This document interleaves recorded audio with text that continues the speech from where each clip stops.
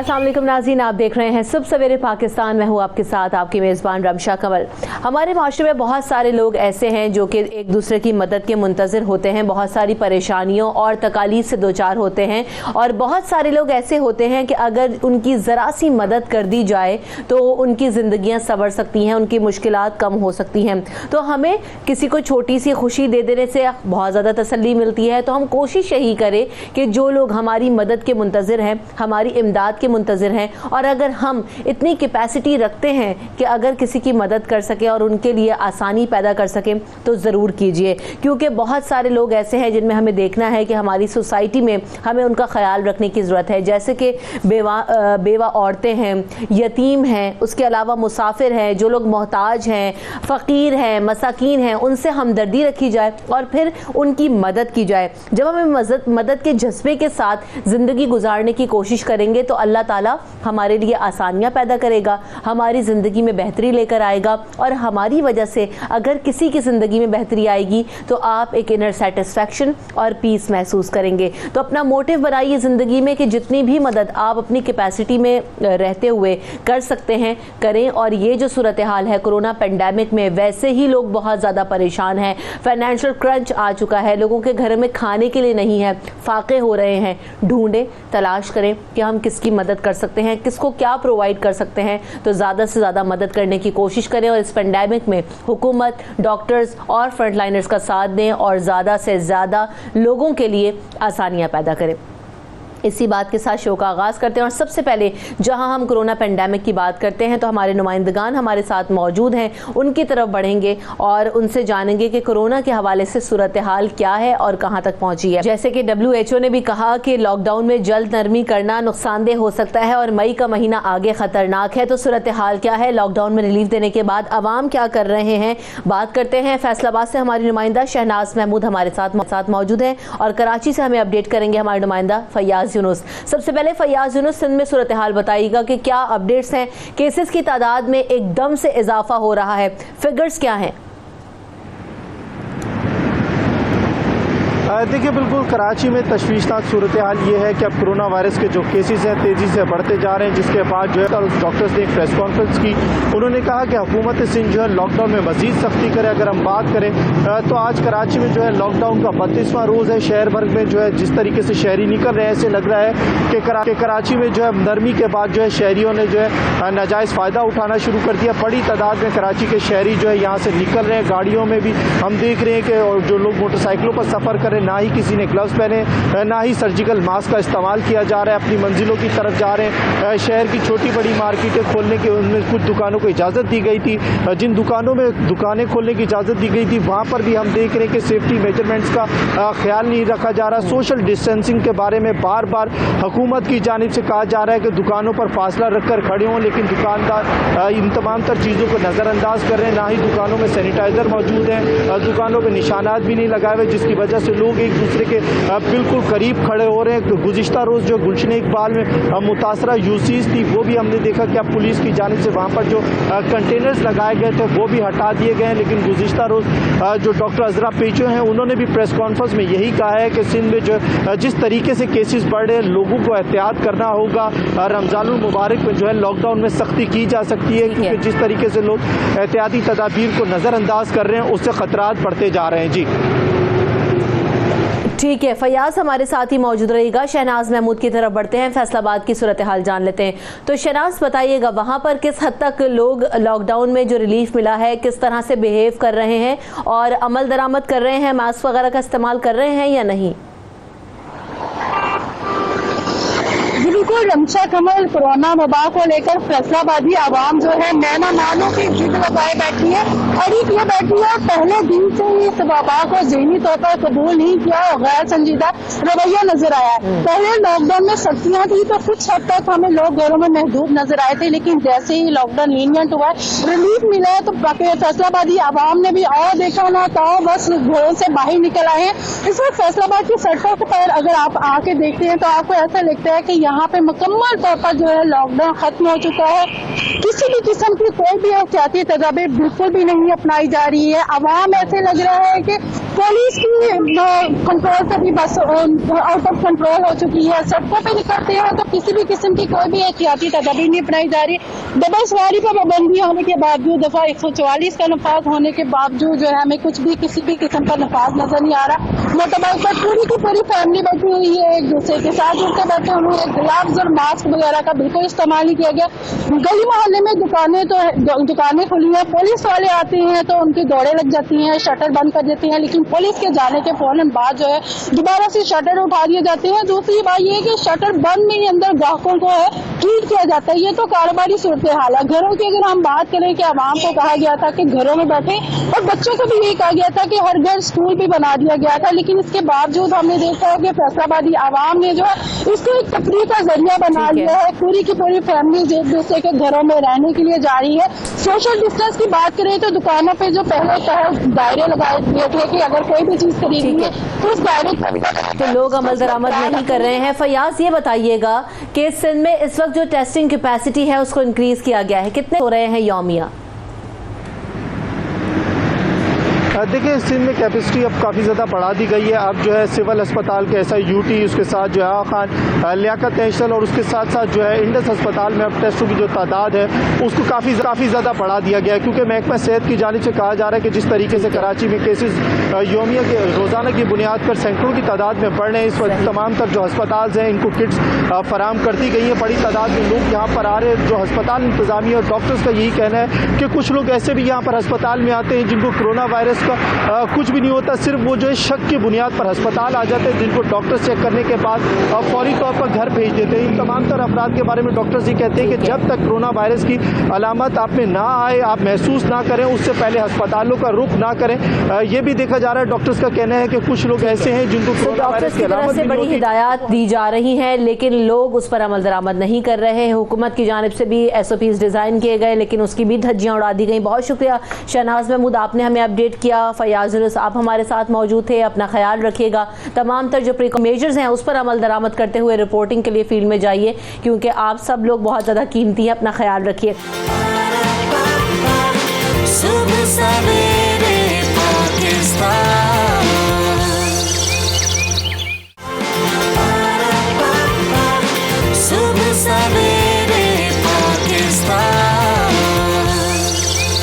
जिस तरह से हम बात कर रहे हैं कि कोरोना के हवाले से जब लॉकडाउन में रिलीफ मिला तो लोग उसको सीरियस नहीं ले रहे हैं, और ये कहा जा रहा है कि जो मई का महीना है, आगे रमज़ानुल मुबारक भी हैं, तो बहुत ज़्यादा ये तशवीशनाक सूरत हाल पैदा हो सकती है।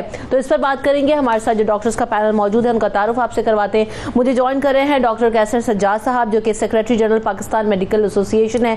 Welcome to the show doctor Qaiser. और साथ साथ डॉक्टर फलक कादिर साहब भी मेरे साथ मौजूद हैं, जो कि पल्मोनोलॉजिस्ट हैं। वेलकम फलक। तो सबसे पहले जो सूरत हाल है, डॉक्टर कैसर सज्जाद साहब, कल आप लोगों ने प्रेस कॉन्फ्रेंस भी की और यही बात की गई कि जो लॉकडाउन में रिलीफ दिया गया, लेकिन क्या पहले ये रिलीफ देने से पहले मुशावरत नहीं हुई, हुकूमत से बातचीत नहीं हुई? क्योंकि बारहा यही कहा गया हुकूमत की जानिब से भी, और फेडरल भी इसमें शामिल है, कि हमने डॉक्टर्स के मशवरों पर अमल दरामद करते हुए ये फैसला किया है।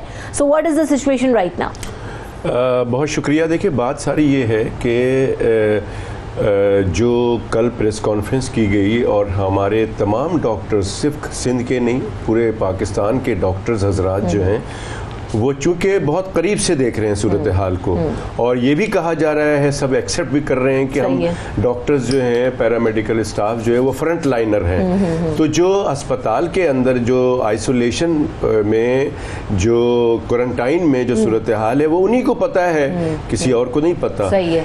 लेकिन अफसोस की बात यह है कि जो लोग हुकूमत के साथ हैं, जो डॉक्टर हैं, या मुझे नहीं मालूम कि डॉक्टर्स रखे भी हैं कि नहीं, इन्होंने किसी से मशवरा भी किया है कि नहीं किया है, और अगर किया है तो ये सिचुएशन क्यों है, और अगर उन्होंने, हो सकता है उन्होंने बताया हो, लेकिन हुक्मरान की अपनी प्रॉब्लम है कि वो हुक्मरान को ज़्यादा तशवीश इस बात की है कि अगर हमने लोगों को घर पे रखा तो लोग भूखे मर जाएंगे। तो बेशक लोग भूखे ना मरें, कोरोना से मर जाएं ताकि हमारी हुकूमत बची रहे। शायद यही वजह हो कि लोगों को घर से निकाल दिया जाए। जो ग्राउंड रियलिटी है वो तो यही है कि ये बीमारी हकीकत है, लोगों को समझना है, और ये भी हकीकत है कि इसमें तेज़ी से इजाफा हो रहा है, जो कि हम 2-3 हफ्ते से बता रहे थे कि लोग इसको संजीदगी से नहीं ले रहे हैं, लोग इसको कुछ और सोच रहे हैं। और यकीनन हमारे यहाँ गरीब अवाम बहुत ज़्यादा परेशान है कि उनको घर पे बंद कर दिया गया है। लेकिन मैं समझता हूँ कि इसमें हुकूमत की जिम्मेदारी है कि ये मैनेज करें कि कोरोना को भी आपने रोकना है और लोगों को सपोर्ट भी करना है। अच्छा, ये हो कैसे सकता है? क्योंकि अभी जैसे आपसे बात हो रही थी डॉक्टर कैसर, तो मैं चाहूंगी कि हम उधर भी आएँ कि क्या हुकूमत कर सकती है। लेकिन सबसे पहले डॉक्टर फलक, जैसे कि अभी डॉक्टर कैसर ने कहा ना कि हमारे यहाँ लोग इस हकीकत को मानने को तस्लीम ही नहीं है। अभी जो मैं आम रुझान देख रही हूँ लोगों में, वो ये कहते हैं कि क्या है कोरोना, कुछ भी नहीं है कोरोना, ऐसे ही डराया हुआ है लोगों को। तो मतलब ये मिजाज है हमारे यहाँ। अब इसकी संगीनी का अंदाजा कैसे लगाया जा सकता है, या फिर जब तक हमारा कोई करीबी रुफ़क़ा में से कोई अमवात नहीं होती ना, तब तक शायद हम तस्लीम करने के लिए तैयार नहीं है, वेट कर रहे हैं उस चीज़ का। ये किस हद तक खतरनाक है डॉक्टर फलक? देखिए, कोरोना जो है its effect on the lungs, ठीक है, डायरेक्टली आपके रेस्पिरेटरी ट्रैक्ट पर जाके ये अटैक कर रहा होता है। और दूसरी बात यह है कि इम्यूनिटी का भी इससे ताल्लुक़ है, गहरा ताल्लुक़ है। पर वही बात कहेंगे कि हमें नहीं पता ये कैसे रिस्पॉन्स कर रहा है। अदर कंट्रीज़ को आप देखें तो डेथ रेट कितना हाई है। अब पाकिस्तान के अंदर भी आहिस्ता आहिस्ता हमारी डेथ रेट जो हाई हो रहा है। और दूसरा जो हमने, अगर इनिशियली जब हमारे केसेस पॉजिटिव होना शुरू हुए थे तभी हमें लॉकडाउन कर देना चाहिए था, तभी इस हद तक लॉकडाउन कर देना चाहिए था कि हम जो है वो मतलब इतना ईजीली स्प्रेड नहीं होता। पर अब आपको नहीं पता कि कितने केसेस पॉजिटिव हैं, उनको पता भी नहीं है कि they are positive. Some time patients जो होते हैं वो एसिम्प्टोमेटिक होते हैं। पर अगर ये संगीनी, अगर आप ये कहेंगे कि कितना ख़तरनाक साबित हो सकता है, वो ये इस तरह ये लंग्स पे अटैक करता है और नमूनिया की सूरत अख्तियार कर लेता है। और नमूनिया जो होता है वो आहिस्ता आहिस्ता ARDS में तब्दील हो जाता है, जो लंग्स की बहुत बुरी हालत हो जाती है, जिसमें रिस्पिरेशन जो होती है पेशेंट की वो बहुत मतलब मुश्किल हो जाता है उसको सांस लेना। फिर हमें मैकेनिकल वेंटिलेटर पर डालना पड़ता है। मैकेनिकल वेंटिलेटर के थ्रू फिर हम उसे ऑक्सीजनेटेड करते हैं। आपको पता है कि जब सबसे ज़्यादा जो हमारा इम्पॉर्टेंट सिस्टम है वो रेस्पिरेटरी सिस्टम है, और जब रेस्पिरेटरी सिस्टम डैमेज होता है तो CO2 लेवल यानी कार्बन डाइऑक्साइड लेवल भी बॉडी के अंदर बढ़ना शुरू हो जाता है। जब सही तरीके से आपका जो है इनहेलेशन नहीं होगी, ऑक्सीजनेशन परफ्यूजन नहीं होगी ऑर्गन में, तो ARDS होगा। ARDS के बाद सेप्टिक शॉक होगा और इसकी वजह से पेशेंट जो है वो डेथ हो जाती है। तो ये सब जो है सूरत हाल हो सकती है। जो लोग ये समझ रहे हैं कि ये कोई इतना ख़तरनाक नहीं है, या अगर होगा तो हम 1-2 दिन में ठीक हो जाएंगे, मसला ये है कि कुछ लोगों के अंदर ये सिम्टम्स भी इवन नहीं आते, हल्का फुल्का फीवर आया है, पर कुछ के अंदर ये इतना सीवियर देखा गया है कि ARDS निमोनिया के बाद उनकी डेथ भी वाक़ई हो गई है। बिल्कुल ऐसे। तो ये एक अनसीन पेंडेमिक है डॉक्टर कैसर। लोग शायद वेट कर रहे हैं कि अब कुछ नज़र आएगा या कुछ बुरा होगा तो जी जब हमें पता लगेगा कि ये भाई कोरोना भी कोई चीज़ है। दूसरी तरफ ये कि अब डॉक्टर्स कह रहे हैं, हुकूमत कह रही है, लोग खुद से भी एहतियात नहीं कर रहे डॉक्टर कैसर, कि अगर आपको भूख का चैलेंज है, अगर आपको इजाज़त दे दी गई है, दुकान खोल लें, मेडिकल स्टोर्स खोल लें। मेडिकल स्टोर्स पे मैंने ये हालत देखी है कि लोगों का जम्मे गफ़ीर है वहाँ। जो मेडिकल स्टोर्स पे खड़े हुए हैं लोग, उनके पास भी कोई मास्क नहीं है, ना वो पहने हुए हैं, ना सैनिटाइजर, कुछ भी नहीं है। तो ये हमारी भी कुछ कोताहियाँ हैं। हम हर चीज़ हुकूमत को या डॉक्टर्स को नहीं कह सकते। बिल्कुल आपकी बात 100% मैं एग्री करता हूँ। बात सारी है कि सिर्फ ये मेडिकल स्टोर की बात नहीं, आप किसी भी दुकान पे चले जाएं। अब कराची में जैसे कि आपके रिपोर्टर्स ने बताया कि एक नॉर्मल ज़िंदगी लग रही है, जैसे कि हमारे पास पाकिस्तान में कोरोना जैसी कोई प्रॉब्लम है ही नहीं। तो एवरीबडी इज़ लुकिंग नॉर्मल, सब काम हो रहा है, कोई मास्क नहीं है, कोई चीज़, कोई प्रिवेंटिव मेजर्स अडॉप्ट नहीं किए जा रहे हैं, विच इज़ वेरी डेंजरस। इसीलिए हम कह रहे हैं, और हम नहीं कह रहे, हम सिर्फ डॉक्टर्स नहीं कह रहे हैं। अभी आपके रिपोर्टर ने WHO का भी जिक्र किया कि वो भी, हमारे पास अब तक लॉकडाउन हुआ ही नहीं है सही तरह से। अगर जो शुरू में सिंध गवर्नमेंट ने जो लॉकडाउन किया था वो बहुत अच्छा था, जिसमें से केसेस रुके थे, लेकिन अब तो इन्होंने बिल्कुल छोड़ दिया है। तो ये खतरा है कि मई के महीने में टेस्टिंग कैपेसिटी भी कम थी ना, अब टेस्टिंग कैपेसिटी इंक्रीज हुई, रिपोर्टिंग केसेस ज्यादा हो गए। अब आपके पास केसेस केसेस आ गए ना, ज़्यादा आते जा रहे हैं। और बिल्कुल आपकी बात दुरुस्त है कि कम से कम 5 करोड़ जो बालिग लोग हैं उनमें से अभी तक कम से कम 1 लाख लोगों का तो इन्होंने अभी तक टेस्ट कर पाए हैं। ये तो जो 4 करोड़ 99 लाख लोगों का तो हुआ ही नहीं है। और इसमें जो डॉक्टर साहबा कह रही हैं कि एसिम्प्टोमेटिक यानी जिनको कोई ना नज़ला जुकाम, ना गला खराब होता है, ना बुखार होता है, और वो आदमी मार्केट में घूम रहा है और वो 10 लोगों को लगा रहा है, वो 10 लोग और 20 लोगों को लगाते हैं। तो हमें ये सिर्फ समझना है, लोगों से दरख्वास्त ये है कि खुदारा अपनी जान को देखिए, आप खबरें देखिए, सिर्फ पाकिस्तान को ना देखिए, आप ईरान, आप अमेरिका और बहुत सारे लोगों के रिश्तेदार अमेरिका के अंदर और यूके के अंदर मौजूद होते हैं, उनसे मालूम कर लें कि क्या टेलीविज़न गलत बता रहा है कि वहाँ हज़ारों लोग एक दिन में, अभी लास्ट जो 24 घंटा गुजरा है 2,500 लोग अमेरिका में मर गए हैं। इसी तरह से यूके के अंदर है यही हाल, स्पेन में और दूसरी जगहों पे है, इटली के अंदर है। बात सारी ये है कि देखें, आपको ये चीज़ें कम से कम समझनी पड़ेगी। जान है तो जहान है, अगर आपके पास आप जिंदा रहेंगे तो आप सारे कारोबार कर सकेंगे। आपको मैनेज करना है। देखिए, इलाज के अंदर सिर्फ दवा देना नहीं होता है, इलाज के अंदर डॉक्टर वही अच्छा होता है जो ओवरऑल ट्रीटमेंट मैनेजमेंट करता है। ये नहीं कहता ये लीजिए जी जाइए आप, डॉक्टर पूरी बात बताता है कि आपको इतने दिन रेस्ट करना है, आपको ये चीज़ें नहीं खानी है, ये फलां करना है। तो यहाँ पर भी लोगों को मैनेज करना पड़ेगा। और मैं बिल्कुल ये बात समझता हूँ कि हर काम हुकूमत नहीं कर सकती है, और आवाम अगर नहीं चाहेगी तो हुकूमत जो है वो इस कोरोना को नहीं ख़त्म कर सकेगी। बात है, कोई आपको आके ज़बरदस्ती आपके घर में मास्क नहीं पहना सकता, आपके हाथ नहीं धुलवा सकता, आपके प्रिवेंटिव मेजर्स कोई डंडे के जोर पे नहीं करवा सकता। ये खुदारा आप खुद समझिए। ये जो रिलीफ भी मिला है, इसमें हमें डॉक्टर फलक किस हद तक अपने लाइफस्टाइल को भी मोल्ड करने की ज़रूरत है कि अगर आप दुकानें खोल रहे हैं, अगर आप सब्जी लेने के लिए बाहर जा रहे हैं या घर में दोबारा वापस आ रहे हैं, तो आपने किस तरह से चेंज करना है खुद को, क्योंकि अभी WHO ने भी कहा है कि ये वबा कोई जल्द ख़त्म होने वाली नहीं है। So it will take time. तो उस टाइम में हमने कैसे अपने लाइफस्टाइल को चेंज करना है, क्या क्या अब अपनी रूटीन प्रैक्टिसेस का हिस्सा बनाएं? बहुत अच्छा आपका सवाल है। देखें, अब हमें नहीं मालूम कि ये कब तक चलेगा, तो इसके साथ साथ हमें अपनी लाइफ मॉडिफिकेशन करना very important. Lockdown is not a solution, मतलब ऑब्वियस ही बात है, हमें सोशल डिस्टेंसिंग करनी है। और एक और बात बताती चलूँ कि लोग बेशक मास्क भी पहन रहे हैं, ग्लव्स पहन भी रहे हैं, पर एक उनके अंदर प्रॉब्लम यह है कि वो हुजूम में जाने से परहेज नहीं करे। देख रहे हैं कि 10 लोग जमा हैं फिर भी जा रहे हैं। उनको पता होना चाहिए कि हमें सोशल डिस्टेंसिंग करनी है। अगर इतना मीडिया बता रहा है, 3 मंथ से जो है ये बात, अबव 3 मंथ जब से वुहान में आउटब्रेक हुआ, इसके बाद से हम लोग बार बार चीख के बोल रहे हैं कि प्लीज़ सोशल डिस्टेंसिंग करें, सोशल डिस्टेंसिंग करें, क्योंकि वायरस जो है वो आपकी हवा के ज़रिए भी, ड्रॉप्स के ज़रिए भी आपके जिस्म में दाखिल हो सकता है। दूसरी बात आपने पूछी कि कैसे लाइफ मॉडिफिकेशन करनी है। देखें, अगर स्टूडेंट्स की बात करें, सबसे ज़्यादा जो अभी लॉस हो रहा है वो हमारे एजुकेशन सिस्टम का हो रहा है। जो यूनिवर्सिटी लेवल के स्टूडेंट्स हैं उनको कोशिश ये करनी चाहिए कि ज़्यादा से ज़्यादा ऑनलाइन क्लासेस लें। जो उनकी यूनिवर्सिटी भी अगर मॉडिफिकेशन होकर और सारी क्लासेस, मतलब गूगल क्लासरूम के ज़रिए जो चेंज किया गया है, उसका फ़ायदा उठाएं, अपनी एजुकेशन को लॉकडाउन में इन्हेंस कर सकते हैं। दूसरा जो है, आप सैनिटाइज़र का अच्छे तरीके से इस्तेमाल करें, सोशल डिस्टेंसिंग करें। आप अगर शॉपकीपर्स की बात कर रही हैं तो उनको डिस्पोजेबल ग्लव्स का इस्तेमाल करना चाहिए, मास्क का इस्तेमाल करना चाहिए। और इटसेल्फ एक शॉपकीपर है ना, उसको खुद को एजुकेटेड होते हुए दूसरों को एजुकेटेड करना है कि अगर आप मेरी शॉप पर खड़े हुए भी हैं तो प्लीज़ थोड़ा डिस्टेंस पर खड़े हो जाएं, सोशल डिस्टेंसिंग के साथ खड़े हो जाएं। मैंने खुद देखा है कि राउंड बने हुए कुछ इस तरह हमने, पर वहाँ पर भी लोगों का मतलब यू नो दैट कि वहाँ पर भी लोग इम्प्लीमेंटेशन नहीं कर रहे। प्रॉब्लम इज दैट कि हम अवेयर कर देते हैं पर हमारी इम्प्लीमेंटेशन नहीं हो पा रही। अच्छा, बहुत दफ़ा ये भी हो रहा है डॉक्टर कैसर कि जैसे कि अभी फलक ने भी बात की कि मैं रोज़ाना, हम ये बात करें कि 3 महीने हो गए हमें बात करते हैं, मैं जब रोज़ यहाँ पर बैठने लगती हूँ तो मैं सोचती हूँ कि आज भी मुझे वही बात करनी है विद डिफरेंट एंगल्स।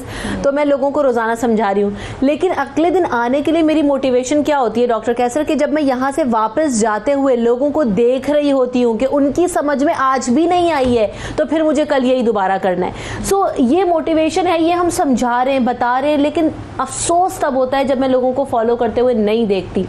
तो अब मई का महीना जैसे कि वज़ीर सेहत सिंध ने भी कहा, डॉक्टर अजहर ने भी, कि बहुत ख़तरनाक होगा, आगे मुश्किल खड़ी होगी, नरमी का फैसला वापस हो सकता है लॉकडाउन में, या क्या करें अब? देखिए, मैं समझता हूँ कि हमने कल यही रिक्वेस्ट की है हुकूमत से भी और उलमा से भी कि ये जो तरावी के लिए जो इजाज़त दी गई है या जुमे की नमाज के लिए, तो इस पे संजीदगी से गौर किया जाए और लोगों को कहा जाए कि घर पे नमाज पढ़ें। वैसे लोग मुफ्ती मुनीबुर रहमान साहब भी वैसे रिक्वेस्ट कर रहे हैं कि मैं तो वो उन्होंने घर पे पढ़ रहे हैं नमाज और रिक्वेस्ट भी कर रहे हैं, लेकिन सबसे इम्पॉर्टेंट बात यह है कि आवाम को ये समझना है। मैं आपके तवज्जुह से तमाम लोगों से रिक्वेस्ट करता हूँ कि ये रमज़ान का महीना हम सब के लिए बहुत जज्बाती वाले महीना आता है। हम सब चाहते हैं, ज़्यादा मस्जिदें भर जाती हैं, जो लोग सारा साल नमाज नहीं पढ़ते हैं वो भी नमाज पढ़ना शुरू कर देते हैं। ये सब बातें सही हैं, लेकिन खुदारा इस वक्त अभी आपको डिस्टेंस जिसकी बात कर रहे हैं, कम से कम 5 से 6 फीट का फासला रखना पड़ेगा आपको। कोशिश करें कि आप इबादत भी करें, बीमार भी ना हो, घर परेशान भी ना हो आपका, तो आपको चाहिए कि घर पे इबादत करें, नमाज पढ़ें, तरावी भी पढ़ें और घर पे ही अफ्तार करें, किसी के घर बुलाने पे ना जाएं और अपने घर भी अपने ना भाई बहनों को या अपने रिश्तेदारों को ना लाएं। हुकूमत भूख और वबा से दोनों से कैसे निपट सकती है अगर लॉकडाउन सख्त कर दे तो? देखिए, बात सारी ये कि ये चीज़ बहुत पहले करनी चाहिए थी, अभी भी करना पड़ेगा इनको, क्योंकि 22 जनवरी को हमने पाकिस्तान मेडिकल एसोसिएशन ने ये बात मुतनब्बे की थी, ये बताया था कि तैयारी कर लें। 6 लोग चाइना के शहर वुहान सिटी में 6 लोग इंतकाल कर गए हैं और 300 मरीज हैं। तो ये बीमारी चूंकि हमारा आना जाना रहता है, बिजनेसमैन जाते हैं, स्टूडेंट्स जाते हैं, तो ये बीमारी यहाँ आ सकती है। लेकिन हुआ तो चाइना की वजह से नहीं, ये ताफ्तान का जो बॉर्डर खोला गया उसके बाद से सारा काम हुआ। लेकिन अब करना ये है कि इस दौरान आपको तैयारी करनी थी, क्वारंटाइन बनाना था, आइसोलेशन बनाना, जो नहीं हो पाया। और लोगों को ये देखना था कि जब आप लोगों को लॉकडाउन करेंगे, बंद करेंगे, तो आप लोगों को राशन पानी की ज़रूरत पड़ेगी, उनको किस तरह सपोर्ट किया जाएगा, जैसे कि बाहर के मुल्क कर रही है। तो हुकूमत को चाहिए था और अभी भी चाहिए कि आप बहुत आसानी से देखें, आपके इलाके में NGOs काम कर रही हैं, आप जो बिजली का बिल देता है उसको भी पता है कहाँ कहाँ क्या क्या चीज़ें, UC नाजिम हैं, UC काउंसलर्स हैं, उसके बाद पेश इमाम हैं मस्जिद के, उनसे आप राब्ता करके एक डाटा बनाएं कि किस जगह पे कहाँ पे क्या ज़रूरत है, उनको घर पे जाके आप सहूलत फराहम करें, ना कि आप गवर्नर हाउस बुलाएं या चीफ मिनिस्टर हाउस बुला के आप लोगों को राशन डिस्ट्रीब्यूट करें, आप बुलाएं और लोगों को अभी भी ये काम हो सकता है। बिल्कुल सही है। प्रोग्राम का वक्त यहाँ पर, क्योंकि मुझे ब्रेक की तरफ बढ़ना है, सो हम ब्रेक की तरफ बढ़ते हैं। बहुत शुक्रिया डॉक्टर कैसर, आप हमारे साथ मौजूद थे। डॉक्टर फलक, आपने वक्त दिया। ब्रेक की तरफ बढ़ते हैं, ब्रेक के बाद हाजिर होंगे अपने अगले सेगमेंट में, हमारे साथ रहिए।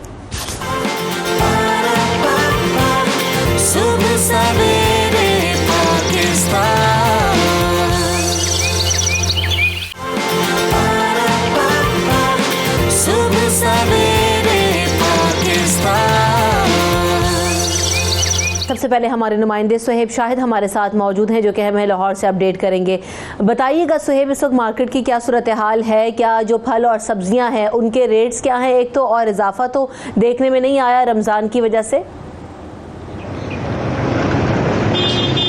जी बिल्कुल, अगर मार्केट की बात की जाए तो जिस तरह ही कोरोना वायरस आया था तब हमने देखा कि सब्जियों की कीमत में ख़ास करके हमें बहुत ज़्यादा नुमाया कमी नज़र आई। लेकिन रमज़ान शुरू होने वाला है 2 दिन बाद ही, तो अगर हम आलू की बात करें, आलू जो है वो बहुत ज़्यादा इस्तेमाल होता है रमज़ान में। तो हमने देखा है कि जो आलू 36 रुपये की फ़ी किलो के हिसाब से फ़रोख्त हो रहा था, वो पिछले 1 हफ़्ते से तकरीबन अब वो 50 रुपये से ज़्यादा उसकी कीमत हो गई है, 55 रुपये फ़ी किलो के हिसाब से वो फ़रोख्त हो रहा है। इसी तरह प्याज 48 रुपये फ़ी किलो था, वो भी 55 रुपये पे चला गया है। इस तरह अदरक की बात की जाए तो अदरक जो था वो 295 रुपये था, तो उसकी कीमत में थोड़ी कमी आई है, वो 250 से 270 रुपये के दरमियान में चला गया है।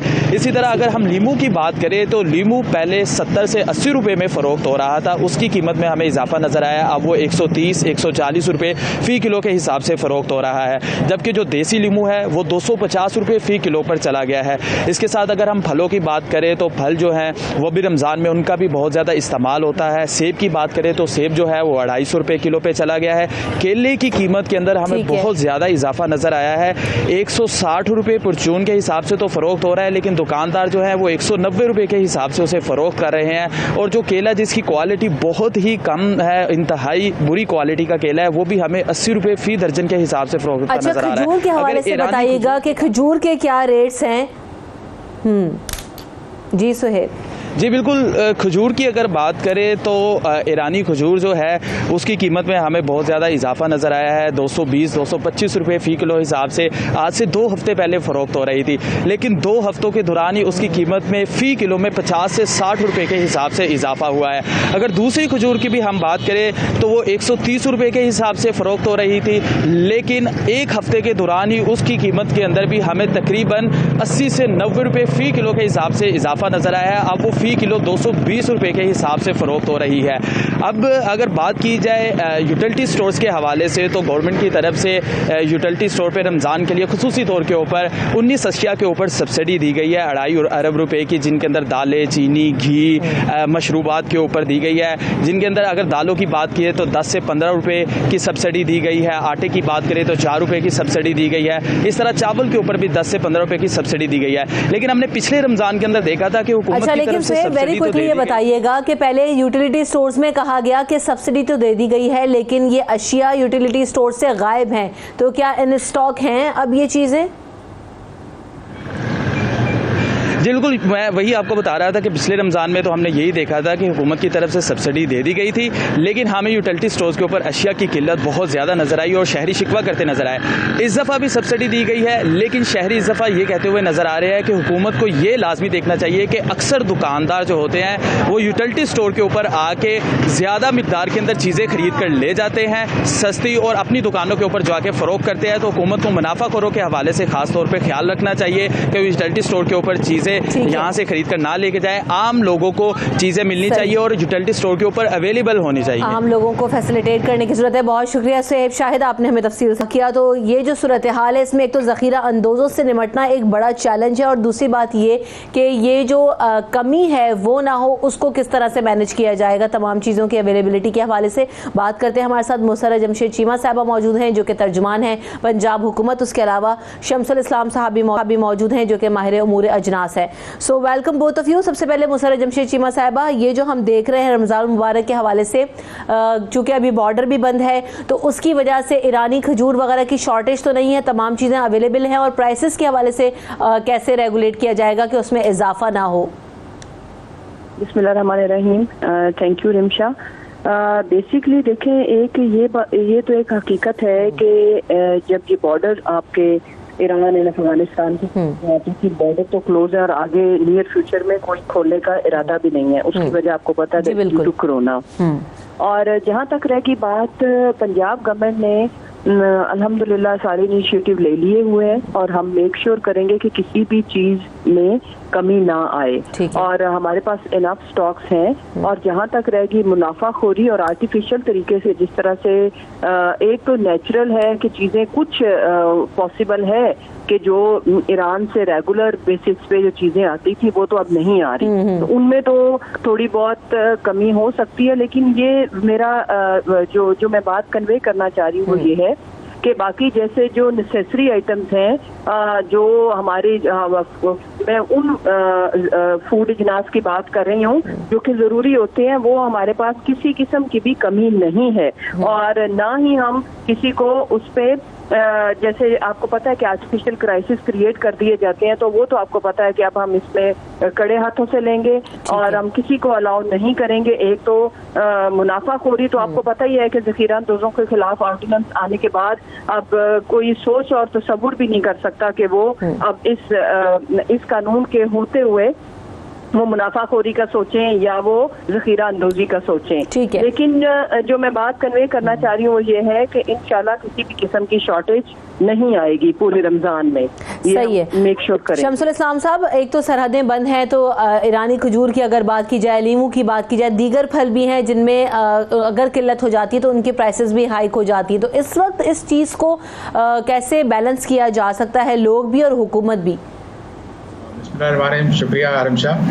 देखें जी, खजूर की जो परचेज़ है इंपोर्टर जो है वो दिसंबर से शुरू कर देते हैं, जो भी हमारे यहाँ इंपोर्ट होती है। हमारी खजूर जो है लास्ट ईयर की जो सक्कर में असील खजूर होती है वो तो जुलाई अगस्त की लास्ट ईयर की रखी होती है, वो स्टॉक भी होते हैं। और जो ईरान से या दूसरे कंट्री से आती है वो दिसंबर जनवरी में स्टॉक आना शुरू हो जाते हैं। तो रही बात ये कि इस वक्त जो है बॉर्डर की वजह से प्राइस हाइक हुई है, तो ये गलत है बिल्कुल। हमारे यहाँ स्टॉक्स बहुत मौजूद हैं और हमारे जो है ज़ख़ीरा अंदोज़ों ने, होल्डर्स ने, जो प्रॉफिटर्स हैं उन्होंने इसका नाजायज़ फ़ायदा उठा रहे हैं और उन्होंने प्राइसेस जो है बहुत ज़्यादा महंगी कर दी है खजूर की स्पेशली, क्योंकि उनको पता है कि आगे रमज़ान में हर शख्स हर मुसलमान का ये होता है कि वो रोज़ा अफ्तार खजूर के साथ करे, सुन्नत रसूल है। इसलिए अब उस फ़ायदे का उठाते हुए, हालांकि कोरोना वायरस था उसका खौफ भी उनको नहीं आया और उन्होंने जो ज़ख़ीरा अंदोज़ी करके इसको महंगा किया हुआ है। बॉर्डर तो अभी बंद हुआ है, फरवरी 26 में हमारा कोरोना का पहला केस यहाँ रिपोर्ट हुआ है और मार्च के बाद हमने शायद कुछ बॉर्डर को बंद किया है, तो उसका बॉर्डर क्लोज होने पे खजूर की प्राइस से कोई ताल्लुक नहीं है।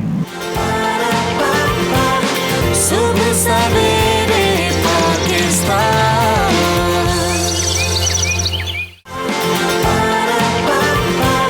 सुबह सवेरे पाकिस्तान। रेट लिस्ट नहीं होती दुकानों के ऊपर, उमूमन देखते हैं, जिसकी वजह से बहस भी होती है और उस प्राइसेस पर चीज़ें मिल नहीं होती जो कि सेट की जाती हैं ताकि कम प्राइसेस पर लोगों को मिले। तो इसको कैसे जाना यकीनी बनाए तमाम तर दुकानदार? और देखिए एक तो ये जो ऑर्डिनेंस लाने की अगर आप टाइमिंग देखें तो बिल्कुल रमज़ान में आवाम को इस कोविड से बचाने के लिए ये ऑर्डिनेंस इस वक्त लाया गया है, जो कोरोना क्राइसिस भी था और फिर ऊपर से रमज़ान।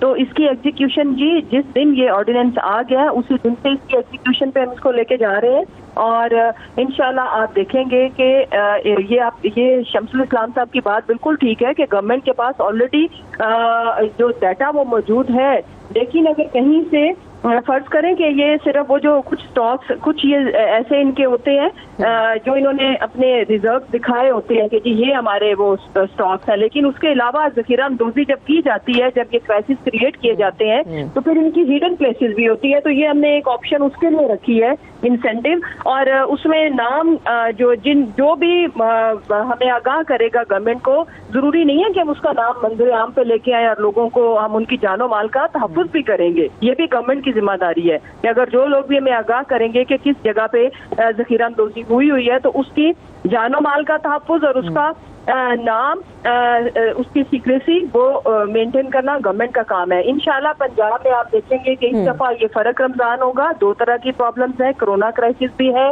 ऊपर से हम रमजान के जो हमारे स्पेशल बाजार होते थे वो भी नहीं लग रहे, तो हम मेक श्योर करेंगे कि प्राइस कंट्रोल में रहे इंशाल्लाह। उसमें हम हर लेवल की अच्छा मुसर्रत साहबा, कुछ इस तरह का भी हो सकता है जैसे कि हम देख रहे हैं कि हर चीज एक तो ऑनलाइन हो चुकी है अब, तो डेली बेसिस पे प्राइसेस अपडेट हो जाएं और लोग भी देख सकें, प्राइसेस लिस्ट भी लग सके, क्योंकि जब भी आप दुकानदारों के पास जाएं या सब्जी वाले से ना पूछ लें तो वो कहते हैं कि सुबह मंडी गए थे तो प्राइसेस आई नहीं, हम जल्दी आ गए। तो कुछ इस तरह का प्रोसेस बन जाए कि लोग उसको देख भी सके और उसको दिखा भी सकें, भाई तुम्हारे पास प्राइसेस नहीं है लेकिन मेरे पास ये अपडेटेड प्राइसेस हैं।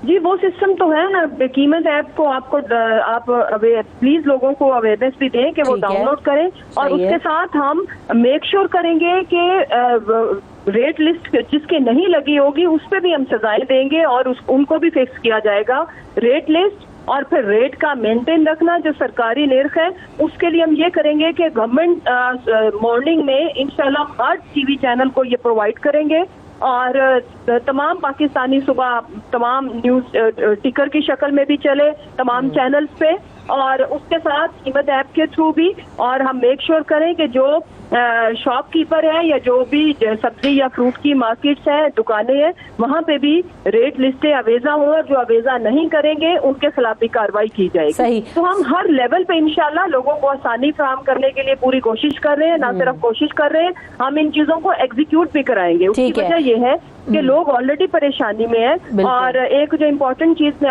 आपके चैनल के तवज्जुह से ये भी बता दूं कि पंजाब हुकूमत ने कोई 10 से 12 अरब के लगभग की रकम जो है सब्सिडी के तौर पर जो मुस्तहिक है, जो लोग डिजर्व करते हैं, ये जो वो लोग जो बेनिफिशियरी होते थे रमजान बाजारों के, उनको हम इंशाल्लाह ताला इन अ डे और टू हम स्टार्ट करने जा रहे हैं। और वो उसी तरीके से ही होगी कि उनको ऑनलाइन मैसेज जाएंगे और फिर वो अपने कलेक्ट सेंटर, हम कोई कलेक्शन सेंटर बनाएंगे, वहां से वो अपनी वो अमाउंट कलेक्ट कर सकते हैं। अच्छी बात है कि उनकी मदद भी होगी। शम्सुल इस्लाम साहब, एक तो दुनिया भर में हम देखते हैं कि जब भी रमजानुल मुबारक का आगाज होता है तो प्राइसेस कम की जाती हैं, सब्सिडीज भी दी जाती हैं, आवाम को रिलीफ दिया जाता है ताकि वो उस मुबारक महीने में ज्यादा से ज्यादा फैसिलिटीज अवेल कर सकें। तो हम कहाँ पे पीछे रह जाते हैं अभी भी, और जिस तरह से भी बहुत काम भी हो रहा है, ऑर्डिनेंस भी आया और मुसर्रत साहबा भी हमारे साथ मौजूद हैं, आपके क्या सजेशंस हैं? दुनिया को मद्देनजर दुनिया भर में कोई कमिश्नर प्राइस लिस्ट निकालता नहीं है। पाकिस्तान में कमिश्नर्स की प्राइस लिस्ट निकलती है। प्राइस लिस्ट हमेशा प्रिवेलिंग मार्केट से जो है कम रखी जाती है दिखाने के लिए। ये एक हम देखते आ रहे हैं कई सालों से, एक तमाशा शुरू होता है, आपके जो है प्राइस चेक करने वाली कमेटीज जो है वो मार्केटों में छापे मारती हैं और जाके प्राइस को लिस्ट से मैच करते हैं, जबकि उसकी अवेलेबिलिटी उस प्राइस पे नहीं होती। असल में जो होल्डर्स हैं, देखें पाकिस्तान में हम 80% दालें इंपोर्ट करते हैं, तो इंपोर्टर तो अपनी स्टॉक्स बेच रहा होता है, लेकिन उसके बाद फिर होल्डर्स और होलसेलर आ जाते हैं और उनके वेयर हाउसेज सब जगह हैं, कोई हिडन प्लेसेस नहीं है इनकी। ये कोई चूहों का वो नहीं है बिल के जहाँ पे वो जखीरा अंदोजी कर रहे हैं और हमें नजर नहीं आए। हमारे बड़े बड़े वेयर हाउसेज में ये स्टॉक पड़े होते हैं। आप लाहौर से निकले जीटी रोड पे, बल्कि आपको लाहौर में भी वेयर हाउस नजर आएंगे, आपको जीटी रोड पे जहाँ जहाँ आप जाता है। बासमती चावल जो है पूरे पंजाब में होता है, उसकी बहुत ज्यादा जखीरा अंदोजी है। इस साल उन्होंने इतना जखीरा किया है कि उसकी एक्सपोर्ट पे भी असर पड़ा और आज आप इंडिया से महंगे हो गए और हमारी एक्सपोर्ट की मार्केट जो है वो इंडिया छीन रहा है, इस वजह से कि होल्डर जो है वो आ गए हैं। और फिर आपको होल्डर्स के ऊपर देखें कि कैसे अमल करते हैं, उसकी फाइनेंसिंग कहाँ से होती है, ये भी आपने अपनी पॉलिसी में करेक्शन करनी है कि आपका स्टेट बैंक जो है उसको होल्डर्स को फाइनेंस भी दे रहा है एक सस्ते रेट पे। आपका एक होल्डर जो है इस वक्त ट्रेडर भी है, आपका होल्डर इस वक्त एक्सपोर्टर भी है, जो चावल एक्सपोर्ट कर रहा है उसको एक्सपोर्ट रिफाइनेंस 3% पे मिल रहा है। उसको सिर्फ स्टेट बैंक की एक कागजी कार्रवाई जो होती है कि उनको परफॉर्मेंस डबल दिखानी होती है, जितना लोन लिया जाए वो उसको दिखा देता है, उसके बाद वो उस फाइनेंस को पूरा साल यूज करता है। हमारे यहाँ सबसे ज्यादा चावल जखीरा होता है, एक साल 2-2 साल तक जखीरा रहता है और उस पर कोई एक्शन नहीं हुआ। पंजाब ने ऑर्डिनेंस लगा दिया। आप देखें, आप अपने घर का सौदा लेती हैं तो आप कभी रोजे के अंदर मार्केटों में भागी भागी नहीं फिरेंगी, इतनी गर्मी के अंदर आपने खरीदारी शुरू कर दी है। ऑर्डिनेंस आ गया, टाइमिंग अच्छी थी, एक्शन फौरन होना चाहिए। अभी तक पंजाब में कोई एक्शन नहीं हुआ। सिंध के अंदर इस ऑर्डिनेंस की कोई रेप्लिकेट उसको नहीं किया गया, तो इस वक्त सिंध में भी जखीरा अंदोजों ने बहुत जखीरा किया हुआ है। पंजाब में बासमती चावल के बाद जो है आपका नंबर 2 पे जो जखीरा हुआ है वो आपके गंदम का जखीरा हुआ है। आटा भी आपको एक बहरान दोबारा खड़ा हो सकता है। मैं अभी से आपको पहले बता रहा हूँ कि आपके यहाँ जो है इसमें होल्डर्स काम कर रहे हैं। साथ में मूंग की दाल जो इस दफा जो है तारीखी सतह पे महंगी हुई है, उसकी वजह भी ये है कि पंजाब में वो इलाके जहाँ पे मूंग की दाल होती थी, जो मंडियाँ हैं, वहाँ मूंग ग्रीन मूंग साबुत जो है वो होल्ड किया गया है। आज जो है मार्केटों में 200-250 रुपए किलो जो थी जनवरी फरवरी में मूंग की दाल, वो आज 300 रुपए किलो चली गई है। आज गरीब आदमी के लिए दाल खाना मुश्किल हो गया है, चावल खाना मुश्किल हो गया है। मेरे पास बिल्कुल वक्त खत्म हो गया, मुझे ब्रेक की तरफ बढ़ना है। आपका बहुत शुक्रिया, आपने वक्तुल इस्लाम साहब आप हमारे साथ मौजूद थे, आपका बहुत शुक्रिया। ये रमज़ान बहुत मुश्किल है, हमें मुश्किल वक्त गुजारना है, तो इस वक्त ज़ख़ीरा अंदोज़ों को भी ये बात समझने की ज़रूरत है। खुदारा समझें इस वक्त को कि बहुत मुश्किल वक्त है, हमें एक दूसरे का साथ देना है। ब्रेक के बाद हाजिर होते हैं, हमारे साथ रहिए।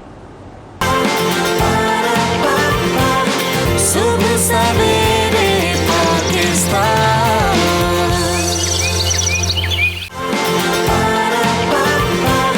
सुबह सवेरे पाकिस्तान।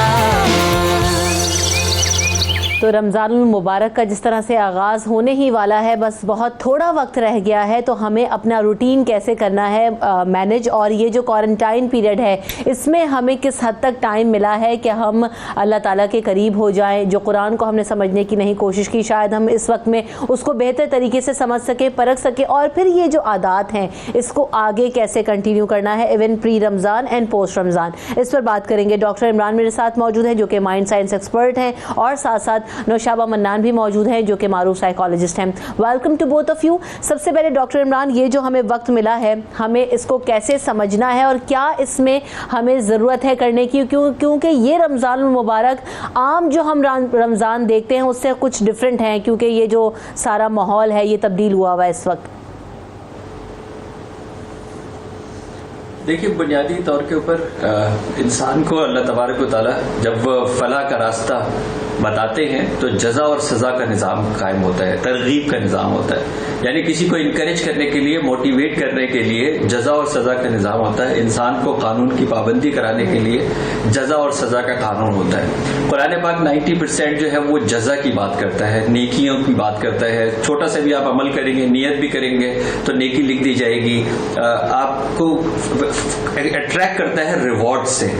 अच्छा, जब अगर इंसान बिल्कुल भी नहीं मानता तो फिर उसकी तरफ उसको दोबारा दिखाया जाता है कि इसकी सजा भी हो सकती है। यानी अगर मुझे नमाज की तरफ रागिब करना है तो दीन जो है वो नमाज की इतनी नेकियां बताएगा, इतने फवाइद बताएगा, इतना उसको रिवॉर्ड करेगा, इतना इनामात जो है वो देगा कि मैं किसी तरह नमाज की तरफ जो है वो चला जाऊं, इसलिए कि मुझे इनाम मिलेगा, इसलिए कि मुझे जन्नत मिलेगी।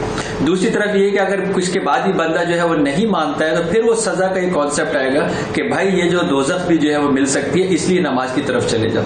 यानी हमें अट्रैक्ट करने के लिए, फलाह के रास्ते पे लाने के लिए हमें रिवॉर्ड भी दिया जा सकता है और हमें पनिशमेंट भी दिखाई जा सकती है। ये जायज है कि कोई शख्स जो है वो जन्नत के आसरे के अंदर नमाज पढ़े, ये भी जायज है कि अल्लाह मैं दोज़ख में ना जाऊं, फेल ना हो जाऊं, इसलिए मैं नमाज पढ़ूं। ये दोनों के दोनों जो है वो एस्पेक्ट जायज है। तीसरी चीज लेकिन ये है कि खास तौर के ऊपर जो सूरह तौबा है उसके तर्जुमे की तर्जुमानी ये है कि बेशक मोमिनों के लिए अल्लाह के घर के जन्नत के अंदर घर है और घर में नीचे नहरें बहती हैं, लेकिन इससे बढ़कर ये कि उन्हें अल्लाह की रजा हासिल हो जाएगी और दरअसल यही असल कामयाबी है।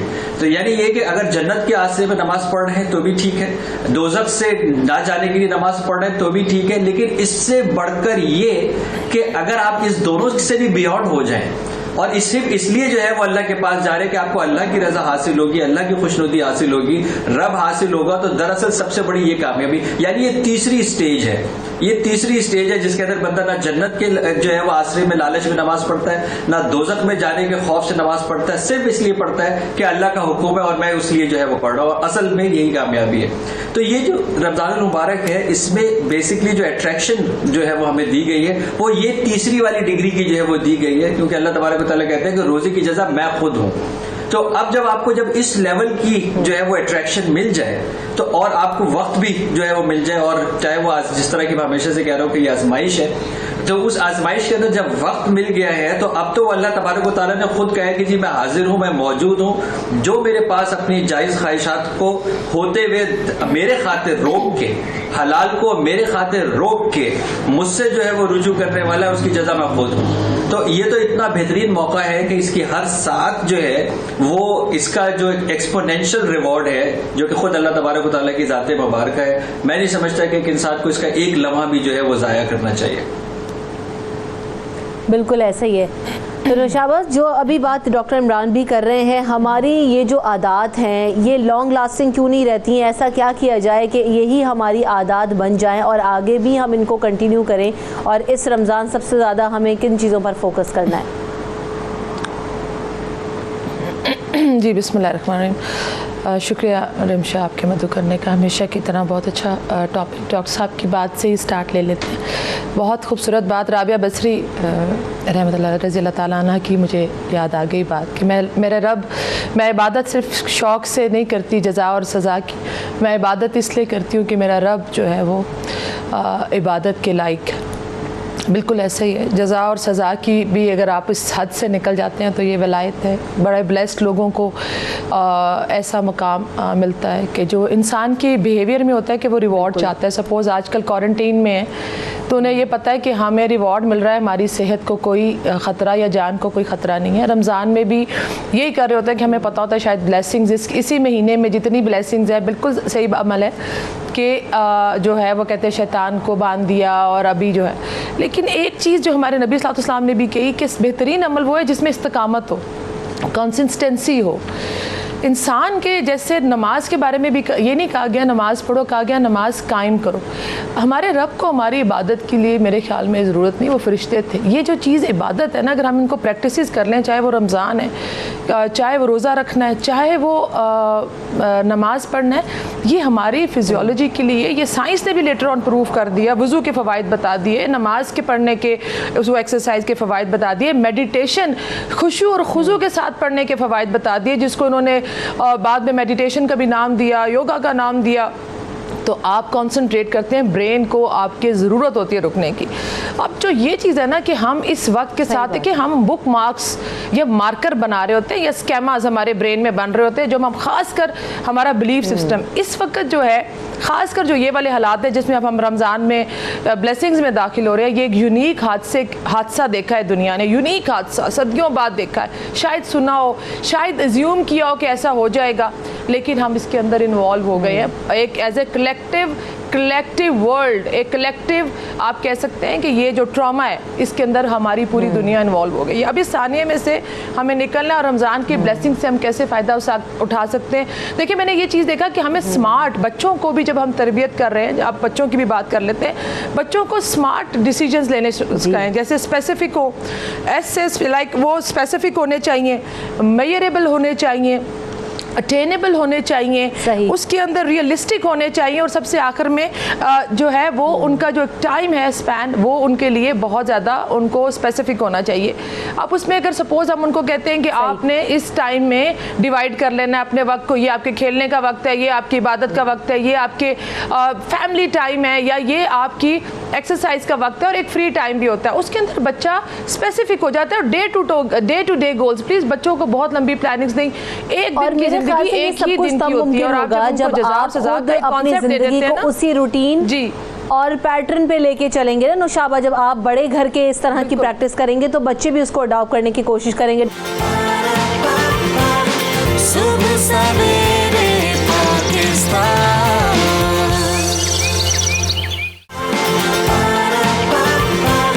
सुबह सवेरे पाकिस्तान। एक कॉलर है हमारे साथ, याया, उनको वेलकम करते हैं शो में। अस्सलाम वालेकुम याया, क्या कहना चाहते हैं आप? वालेकुम सलाम रमशा, पहले तो दोनों बड़े ही हमारे मोहतरम और हमारे लिए असातिज़ा का दर्जा रखते हैं, डॉक्टर इमरान और डॉक्टर नौशाबा। मैं तो ये कहूँगा, देखिए मुझे खुद शायद मुझे आज जिस तरह के हालात हैं, और मैं सोचता हूँ कि आज अगर अपने रवैये में तब्दीली न आए और रमज़ान की ट्रू स्पिरिट को मैं नहीं समझ पाया, तो मैं समझो मैंने कुछ भी नहीं किया। तो अभी आपकी इनकी बातें सुन के मुझे ये हो रहा था कि भाई हम दूसरों पे कहते रहते हैं कि इसको ऐसा होना चाहिए, इसको, जब मेरे ख्याल में ये रमज़ान ऐसा है कि हम अपनी खुद एहतसाबी करें, और अगर मेरे अंदर जो गुस्सा है, मेरे अंदर जो एक यानी कोई भी चीज़ मनफी है, तो मैं उसको रेक्टिफाई करने की कोशिश करूँ। देखिए प्रॉब्लम पता है क्या होती है, हम हर चीज़ को फिजिकली तो हम देख लेते हैं कि हमने हाथ साफ कर लिया, या हमने मुंह धो लिया, या हमने वजू कर लिया, लेकिन अंदर की प्योरिटी को इसको साफ करने के लिए बेहतरीन रमज़ान कहते हैं ना कि ये जो आपकी जिस्म की ज़कात है, तो अगर आप अपनी जिस्म की ज़कात अदा करना चाहते हैं तो उसको अंदर की जो कदूरत है इसको दूर करने की कोशिश करनी चाहिए। मेरा सवाल नौशाबा से और डॉक्टर साहब से दोनों से ये है कि डॉक्टर साहब मुझे ये बताइए कि हम ऐसा क्यों हो जाता है कि हम इतनी सब कुछ समझते हैं, लेकिन रमज़ान में ज़रा से थोड़ी बात हो जाए तो इरिटेट हो जाए, घर में भी हम गुस्से हो जाते हैं, या फिर कुछ लोग की आदत होती है कि रोज़ा खुलने के बाद अब्बा जी इतने सख्त हो गए हैं कि अब्बा जी पे कुछ नहीं कहा जा सकता, क्योंकि अब्बा जी अगर उनको सिगरेट नहीं मिलेगी तो वो एक शोर मचा देंगे। तो ये एक खौफ की कैफियत भी हो जाती है। अगर और सबसे बड़ी बात है कि अब्बा जी ने रोजा रख लिया तो फिर एटीट्यूड ये होता है कि बहुत बड़ा एहसान हो गया पूरे घर पे। जी, और दूसरी एक बात मुझे करने के, देखें हमारे बच्चे मोस्टली आजकल मोबाइल फोन में लगे रहते हैं, वो तरावी के लिए, वो यानी नमाजों के लिए भी उतना उनके लिए मुश्किल होता है। तो अब मेरा बेटा, अगर फर्स्ट को मेरा बेटा 18+ हो गया, जाहिर वो एडल्ट हो गया, क्योंकि अगर मैंने बचपन में उनको इस लाइन पर नहीं रहा, अगर मुझे एहसास हो गया आज के हालात देखते हुए, लेकिन वो फिर मैं उसको कैसे समझाऊं कि वो बागी भी ना हो और मैं समझा सकूं।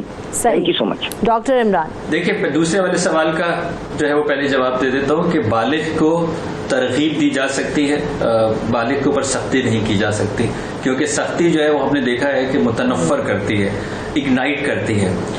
तो अच्छा, वक्त जो है वो ज़ाहिर जो नमाजों का वक्त तवील होता है, एक शुरू का वक्त होता है और एक आखिर का वक्त होता है। इस तरह तरजीह देनी चाहिए कि अच्छा बेटा चलो अच्छा फ़र्ज तो पढ़ लो, यानी पहले कम से कम आप उसको वहां तक ले आए जा नमाज तक। अच्छा बेटा चलो फ़र्ज तो पढ़ लो, टोकना नहीं चाहिए कि तेज बहुत पढ़ ली, इतनी जल्दी कैसे नमाज पढ़ ली, खाली से तुम्हारी नमाज क्या है, सिर्फ टकरे मारते हो। ये अल्लाह के ऊपर छोड़ दीजिए कि वो किसकी सजदे को कबूल करता है और किसको नहीं कबूल करता है। हाजिरी लेकिन अल्लाह तबारक व तआला सबकी कबूल करता है। तो ये जो इनकरेजिंग वाला पार्ट है, हमेशा यही जो है वो रहेगा कि आप इनकरेज करेंगे, आप तशद्दुद जो है वो या सख्ती आप नहीं कर सकते अगर वो बालिग हो चुका है, क्योंकि वो अपने किए का अब खुद जो है वो जिम्मेदार है दुनिया और आखिरत के कानून के हिसाब से।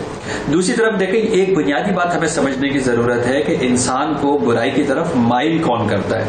3 ऐसे जो है वो पहलू है जो इंसान को माइल करते हैं। एक, दूसरे इंसान, यानी जो आपको कह के छोड़ यार जरा फिल्म लगाते हैं, छोड़ यार ड्रामा देखता है, छोड़ यार ये तो पता है महंगा आएगा तो क्या हुआ, यही तो कमाने का सीजन है। यानी इंसान जो है वो दूसरे इंसान को बुराई की तरफ जो है वो माइल करता है। एक जो है वो शयातीन जिन्नात है जो वसवसे जो है वो डालते हैं और वो इंसान को बुराई की तरफ जो है वो उकसाते हैं, जो कि रमजान के अंदर रहमत की वजह से कैद कर दिए जाते हैं। और उससे बड़ी चीज जो इंसान को बुराई की तरफ माइल करती है वो इसका नफ्स है, क्योंकि कुरान में अल्लाह तबारक व तआला कहते हैं मोहम्मद सल्लल्लाहु अलैहि वसल्लम, देखा आपने इनको कि इन लोगों ने अपने नफ्स को अपना माबूद बना रखा है। तो जो इस वक्त जो रमजान के अंदर खास तौर के ऊपर जो नफ्स है अंदर का, जिसके ऊपर काम करने की जरूरत होती है कि जी नफ्स उकसाता है, बाहर से शयातीन जिन्नात नहीं उकसाते, वो वसवसे नहीं डालते, इंसान खुद जो है वो अंदर से उसका जो नफ्स है वो इब्लीसी जो है वो कुव्वतों के ऊपर और इब्लीसी ताकतों के ऊपर और उससे ज्यादा जो है वो बढ़कर इंसान को बुराई की तरफ माइल कर रहा होता है। नफ्स बेसिकली जो है जिसको सीखना होता है वो बहुत एक छोटी सी चीज है, क्या गलत है और क्या सही है। यानी ये वो फुरकान है, इसलिए कहते हैं ना कुरान जो है वो आपसे भी उन्वान है और रमजान के अंदर पढ़ना चाहिए। ये पढ़ना उसको चाहिए कि फर्क गलत और सही का फर्क क्या है। गलत और सही समझना शुरू कर देगा, नफ्स की पाकीज़गी का काम शुरू हो जाएगा। दुरुस्त। नौशाबा आपसे भी यहाया कि दोनों सवालों का जवाब चाहते जी जी जी जी जी मैं एक दो चीज़ों से इसी से स्टार्ट कर लेते हैं। हम भी बात यहाया की बात मुझे बहुत मुत्तफिक लगी। एक चीज़ तो बच्चों की तरबियत के ऊपर बात हो रही थी। माएँ जब किसी अब घर में तरबियत नहीं करेंगी, जब किसी के घर चली जाएंगी, भाई के, फुप्पी के, ताया के, ओ बेटा इसको हाथ नहीं लगाना, इस चीज़ को, हालांकि वो भाई वक्त तरबियत करने का नहीं है, तरबियत करने का वक्त घर में था, आपके साथ जब बच्चा वक्त। इसी तरह रमज़ान के लिए ये कॉन्सेप्ट है कि सारी तरबियत, सारे एथिक्स आपने इसी महीने के अंदर सिखाने। हालांकि आप जब बच्चा ट्विटर, जो ये तवक्कुफ की हम बात कर रहे थे ना, हम जब कह रहे थे कि आप जो है एतकाफ कर लें, जो चले जाएं, उसमें ये थोड़ी है कि आप फेसबुक, ट्विटर और आपने सारा सोशल मीडिया, बच्चों को ये तरबियत आपने पूरा साल करनी थी। आप कंप्लेन अभी करें, शायद आप घर पे रुक गए हैं तो आपको नजर आ रहा है। इसमें देखिए 3 चीजें हैं, मैं मुत्तफिक करूंगी बात डॉक्टर इमरान की। जैसे id, ego and superego जैसे कहते हैं। प्लेयर प्रिंसिपल इंसान पैदा हुआ है, उसके जिबिल्लत के अंदर है कि उसको मजा चाहिए होता है। नफ्स जो है ना, ये बड़ी बेवकूफ सी चीज है, इसको हर चीज में खुशी और ये इंसान लेता है जिबिल्लत। लेकिन अगर अल्लाह ना करे कोई ऐसा अमल है जो आपके हाथ में छुरी है, लेकिन आपकी ईगो आपको बताएगी, जिसकी तरबियत होती है, ईगो की तरबियत होती है, वक्त के साथ बच्चे को तरबियत दी जाती है कि बेटा की छुरी से नुकसान हो जाएगा। और फिर सुपर ईगो, बच्चा बड़ा होकर चेक करता है कि माशरा उसमें क्या रोल प्ले कर रहा है। वो सुपर ईगो असातिज़ा इकराम करते हैं, उलमा इकराम करते हैं, जो हमारे बाकी काउंसलर्स हजरात हैं वो हमारे या लीडर्स करते हैं वो तरबियत। इसी तरह रिमशा एक चीज़ और बहुत इंपॉर्टेंट जो मैं बताऊंगी, 3 चीज़ें होती हैं, हम अपने माइंड के 3 स्टेट्स होते हैं जो हमारे देखने वाले शायद इसे समझ जाएं कि बजाय इसके कि आप कहें कि ये चिड़चिड़ापन, फ्रस्ट्रेशन है, बच्चे तंग कर रहे हैं, हस्बैंड ब्रेकअप्स हो रहे हैं। रिमशा सबसे ज्यादा मैंने देखा कि इन दिनों में हमारे डोमेस्टिक वायलेंस बढ़ गए। हमारे 3 तरह का माइंड होता है, इमोशनल माइंड, हमारा रीजनिंग कर रहा होता है, रियलिस्टिक माइंड, और एक हमारा वाइज माइंड होता है। इमोशनल माइंड सपोज हमें इस सिचुएशन में कह रहा है कि देखो रुक जाओ, ऐसा ना हो कि आप बाहर जाओ या आप कुछ ऐसा काम करो। इमोशनल माइंड कहता है मैं तो इस बचूंगा नहीं इस पेंडेमिक से। लेकिन आपका जो रियलिस्टिक माइंड आपको कह रहा होता है कि आप बच सकते हैं इस दुनिया में, क्योंकि आप कैलकुलेशंस करते हैं कि 100 में से 98% लोग बच रहे हैं। लेकिन वाइज माइंड कहता है कि वो जो बच रहे हैं लोग, वो क्या क्या प्रिकॉशंस जो करते हैं तो वो बचते हैं। इसी तरह आप सबसे पहले वो लोग, चाहे वो हमारी बहनें, चाहे हमारे भाई हैं, सबसे पहले देखिए बच्चे तो वही होंगे। आपने, मैं हमेशा ही कहती हूँ, करेले बोएंगे तो सेब नहीं खाओगे भाई, वो ही खाओगे। बच्चे को बर्ड आई व्यू दे, कंट्रोलिंग बिहेवियर बच्चे को रिबेलियस कर देता है। तो आप पहले तो अपनी वैल्यूएशन, सब लोग प्लीज जो आप लोग देख रहे हैं, बजाय इसके कि आप अच्छा एक और चीज हो रही है, सबसे पहले रुक कर अपने ये जो 3 स्टेट्स ऑफ माइंड तरबियत पे बात हो रही है, तो एक और चीज ये भी हो रही है, फोकस करें कि डॉक्टर इमरान के हमारे यहाँ हम बच्चों को समझा तो रहे हैं, बता रहे हैं कि जनाब ऐसा ना करो, वैसे ना करो, नमाज पढ़ लो, कुरान पाक पढ़ लो, और जो है ना 5 नमाजें आपने पढ़नी है, 1 सिपारा आपने पढ़ना है, ये हमारे रमज़ान में प्रैक्टिस होती है। लेकिन क्या हम ये भी तरबियत कर रहे हैं, या इस टाइम में बच्चों को इतना टाइम दे रहे हैं कि जो तर्जुमा है कुरान पाक का वो भी पढ़ाएं और समझाएं कि आखिरकार जो तुम्हें पढ़ने के लिए कहा जा रहा है उसका मतलब है क्या। जब तक आप समझेंगे ही नहीं एक चीज़, तो आप क्या से एक्सपेक्ट कर सकते हैं कि आप उस पर इम्प्लीमेंट करेंगे।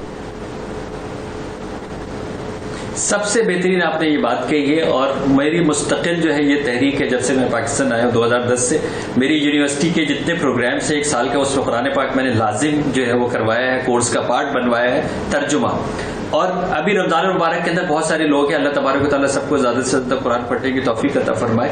जब ये कहते हैं कि हमने 2 दफा पढ़ लिया, 3 दफा पढ़ लिया, हमने 7 दफा पढ़ लिया, एक दफा कुरान पाक जो है वो पढ़ें और उस अरबी में जरूर पढ़ें एक बार कुरान पाक, इसकी तो मैं जरूर तरगीब दूंगा एक बार। उसके बाद फौरन तर्जुमे के ऊपर आ जाए और आसान तर्जुमा शुरू से लेके आखिर तक मुकम्मल जरूर पढ़ें। अच्छा, ये बच्चे कब पढ़ेंगे? जब मैं पढ़ूंगा।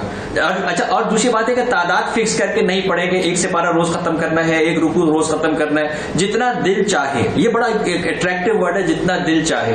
अब वो 1 रुकू हो, 2 आयात हो, 1 सफा हो, ये जो है वो पढ़े। अगर एक इंसान रुकू के हिसाब से पढ़ना शुरू करता है, क्योंकि रुकू चैप्टर है, आप खुद पढ़ें और आप उसके बाद आप खुद बैठ के डिस्कस करें ना। मैं जब ऐसा एज अ वालिद सूरह यूसुफ को जो है वो पूरा बैठ के पढ़ाऊंगा, उसका तर्जुमा पढ़ूंगा और उसको मैं डिस्कस कर रहा हूँ घर में खाने के बाद, सहरी के बाद, रोजे के बाद, तो फिर वो बच्चों को बड़ी अट्रैक्ट होगा ना, क्योंकि उसमें जवानों के बहुत जबरदस्त मैसेजेस हैं। जब मैं ये तर्जुमा पढ़ूंगा, देखिए कुरान पाक के अंदर क्यों इतने सारे वाकयात हैं, स्टोरीज हैं, क्योंकि बच्चे स्टोरीज की तरफ अट्रैक्ट करते हैं, इंसान भी स्टोरीज की तरफ अट्रैक्ट करता है, इंसान ड्रामे की तरफ अट्रैक्ट करता है।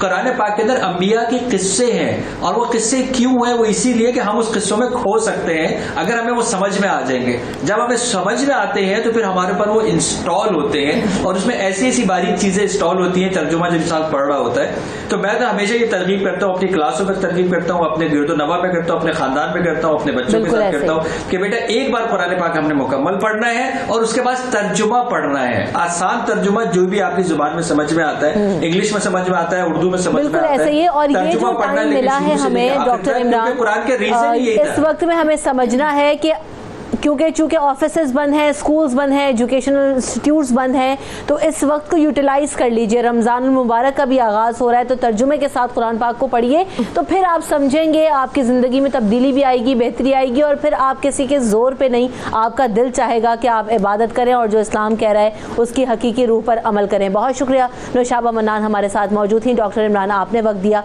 आप दोनों का बहुत शुक्रिया। ब्रेक हाजिर होंगे सुबह सवेरे पाकिस्तान में। सुबह सवेरे पाकिस्तान,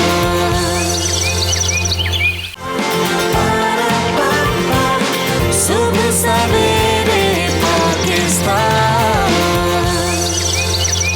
रमज़ानुल मुबारक का जैसे आगाज़ होने जा रहा है और जैसे भी हम पहले बात कर रहे थे कि इंसान को अपने नफ्स पर किस हद तक काबू करना है, काबू रखना है, और फिर साथ साथ ये कि जब हम बात कर रहे हैं कि रमज़ानुल मुबारक में हमें ट्रेन होना है, अपनी बॉडी को ट्रेन करना है, माइंड को, सोल को, तो साथ साथ किस हिसाब से रोज़ा रखें और इंसानी सेहत के लिए कितना ज़रूरी है, इसके फ़ायदे क्या हैं, कौन सी चीज़ें इस्तेमाल कर सकते हैं, किन चीज़ों को तर्क करना है, और फूड के हवाले से आज हम इस सेगमेंट में बात करेंगे। मेरे साथ जो एक्सपर्ट्स मौजूद हैं उनको वेलकम करते हैं। खदीजा अवान मुझे ज्वाइन कर रही हैं जो कि न्यूट्रिशनिस्ट हैं, और साथ साथ डॉक्टर ईसा भी मेरे साथ मौजूद हैं जो कि हर्बलिस्ट हैं। आप दोनों की आमद का बहुत शुक्रिया, आप दोनों के वक्त का बहुत शुक्रिया। सबसे पहले ईसा भाई, हम देख रहे हैं कि रोज़ा जो है वो इंसानी सेहत के लिए एक बेहतरीन चीज़ है, आपकी पूरी बॉडी की प्योरिफिकेशन करता है, इंसान के जिस्म की ज़कात है, सबको पता है, जानते हैं। तो इस वक्त हमें सेहत बेहतर करने के लिए रोज़ा कितना इम्पोर्टेंट होता है, और दूसरी चीज़ें कौन सी चीज़ें हमें करने की ज़रूरत है रमज़ान मुबारक? सबसे पहले तो जी मैं अहले ईमान को ये मुबारक दूंगा कि इंशाल्लाह अल्लाह ने चाहा तो सैटरडे को हम पहला रोज़ा रखेंगे। और जिस तरह रोज़े में अल्लाह ताला ने हमें सिर्फ सहरी और इफ्तार, जी, यानी कि इसका नाम रोज़ा नहीं है, हम आँख का, ज़बान का, अपने जिस्म के हर उस आज़ा का भी रोज़ा रखते हैं। इसी तरह हमारी सहरी भी एक इबादत में आती है और हमारी इफ्तार भी इबादत में आती है, और इबादत सुन्नत के तौर पे की जाए तो बेहतर है। अच्छा, जो इसमें बहुत सारे पेशेंट्स होंगे, हर ईमान वाला चाहता है कि मैं रोज़ा रखूँ, तो उनको तो अपनी जो भी परहेजगारियाँ हैं, जैसे शुगर वाले को मीठा बंद है या यूरिक एसिड वाले को हम बहुत सारी चीज़ें बंद करा देते हैं, तो वो तो अपनी सारी पाबंदियाँ वैसे रखेगा। सही है।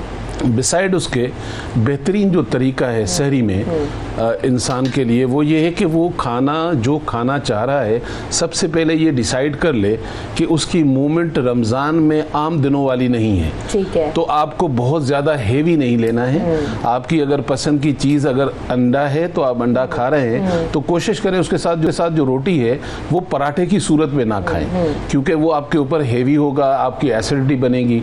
तो बेहतर है कि सादी रोटी के साथ खाएं, खाएं आप, और दही का इस्तेमाल ज़्यादा करें। हमारे यहाँ एक और बड़ी जो गलती लोग करते हैं कि वो इतना पानी पी लेते हैं सहरी में जितना वो पूरे दिन में नहीं पीते हैं। अच्छा, ये पानी स्टोर करने की जो एबिलिटी है अल्लाह ताला ने सिर्फ ऊँट में रखी है, ये इंसान में नहीं है। तो हमें अपने पेट को समझना चाहिए, हमारा पेट है, ये तरबेला डैम नहीं है।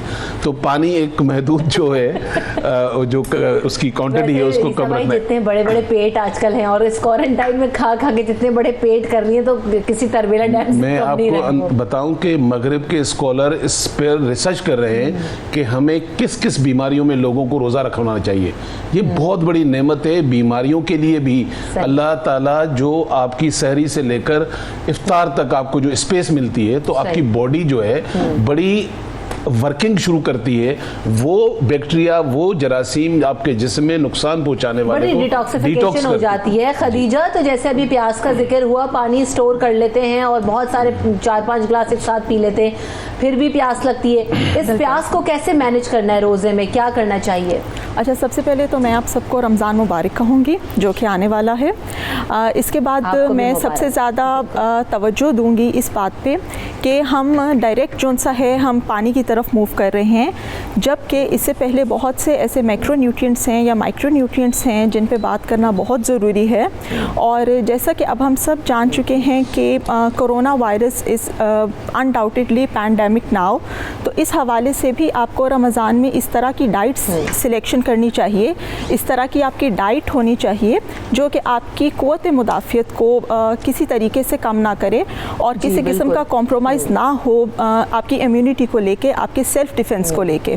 तो सबसे पहले हमें इस चीज़ को डिस्कस करते हुए आगे चलना चाहिए। ऐसे बिल्कुल नहीं चलेगा कि इफ्तार हुआ और आपने गट पानी पी के पेट भर लिया और उसके बाद आपको एपिगैस्ट्रिक डिस्कम्फर्ट और नमाज़ पढ़ने में प्रॉब्लम हो रही है और उठने बैठने में प्रॉब्लम हो रही है, उस इतना पानी पीने के बाद इवन वॉक करने में प्रॉब्लम हो रही है।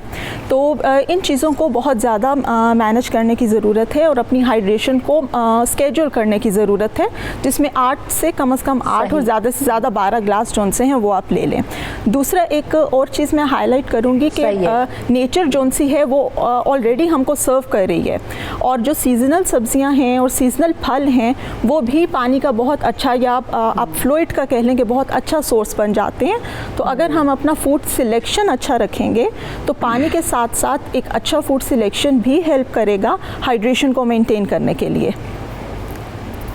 ठीक है, तो फूड में क्या लेंगे इस पे भी बात करेंगे, लेकिन तो ईसा भाई सबसे पहले ये कि जो लोग अभी बहुत ज़्यादा खा रहे हैं, ओवर ईटिंग करते हैं, और अभी रमज़ान मुबारक में भी हम देखेंगे कि इफ्तार में जिस हिसाब से इफ्तारियाँ होती हैं, तो जो लोग वज़न कम करना चाहते हैं और कंट्रोल रखना चाहते हैं वो इस वक्त इस फ़ायदा कैसे उठा सकते हैं? बिल्कुल वो फ़ायदा उठा सकते हैं। जैसे मैंने कहा कि सहरी जो आपने करनी है, आपने ये डिसाइड करना है जो भी आप खा रहे हैं उसकी एक तो वॉल्यूम को कम रखें, और एक आज के दौर में जितनी हम तरक्की कर चुके हैं, मोबाइल, गूगल, पता नहीं क्या क्या हमारे हाथों में आ गया है, तो कम से कम हमारी खुराक जो है वो सिलेक्टेड हो, चाहे सादी हो जितनी, लेकिन उसके बेनिफिट हमें कितने मिलते हैं पहले तो ये ख्याल रखना है। दूसरा, लोग गलती क्या करते हैं, दूसरी, जब वो इफ्तार करते हैं तो वो सुबह से सहरी के बाद उन्होंने पानी नहीं पिया हुआ होता, आपकी किडनी तकरीबन एम्प्टी हो रही होती है, और आप उठकर ही जब आप ये ब्लैक कलर के मशरूबात और रेड कलर के मशरूबात लेना शुरू कर देते हैं, स्पेशली वो ठंडे लेना,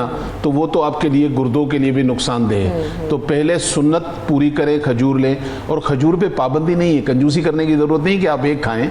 खजूर बहुत बेहतरीन चीज़ है, आप जितनी 4, 5, 8 खा सकते हैं, बिल्कुल इसको कंप्लीट न्यूट्रिएंट्स होते हैं। हाँ जी, तो उसके बाद आप थोड़ा सा पानी पिएं, लेकिन कोशिश करें सादा पानी पिएं। और आपको अल्लाह ताला ने इस मौसम में जितने फल दिए हैं, आप वाटरमेलन से लेकर जितने फल अगर आप देखेंगे जो वाटरी हैं ज़्यादातर, तो आप फ्रेश फ्रूट के जूसेस बनाएं जो आप भी पिएं, अपने बुजुर्गों को पिलाएं, अपने बच्चों को पिलाएं, हेल्दी चीज़ों का इस्तेमाल करें। कुछ कॉलर्स हैं वो शामिल करते हैं। गुलाम नबी हमारे साथ हैं। अस्सलाम वालेकुम।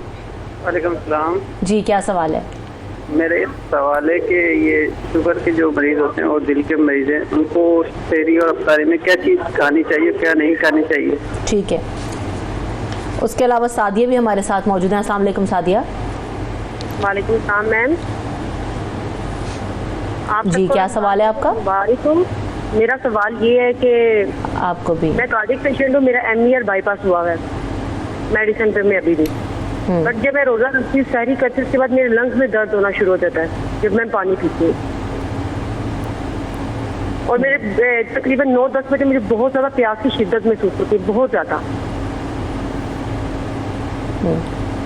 ये सब जी पहले तो जो शुगर वाले लोग हैं या हार्ट के पेशेंट हैं, तो शुगर वाले को मैं रिकमेंड करूंगा, क्योंकि बॉडी में वीकनेस रहती है शुगर वालों को ज़्यादा, तो एसिडिटी नहीं बननी चाहिए शुगर वाले को भी और हार्ट पेशेंट को भी। उनके लिए बेहतरीन तरीका ये है कि अगर वो रोज़ा रख रहे हैं, इस कंडीशन में है, क्योंकि अल्लाह ताला ने सूरह बकरा की 185 में कुछ आसानियाँ की हैं, बीमार हैं, सफ़र में हैं या इस तरह के, तो अगर आप रोज़ा रख रहे हैं तो इस चीज़ का ध्यान रखें कि आप अपनी मेडिसिन के साथ अगर आधा गिलास दूध, ये शुगर वालों के लिए बता रहा हूँ, आधा गिलास दूध, आधा गिलास पानी और उसमें 1 चमची सौंफ डालकर उसको 2-3 जोश देकर और उसको ठंडा करके एक तो आप ये पिएं।